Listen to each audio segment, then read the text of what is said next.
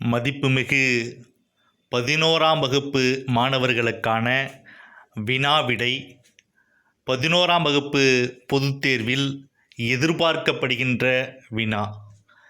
கண்காணி என்பதன் சொற்சுவையை விளக்குக. அதற்கான விடை கண்காணம், கங்காணம் என்பவை பயிர்த்தொழிலில் கையாளப்படும் சொற்கள்.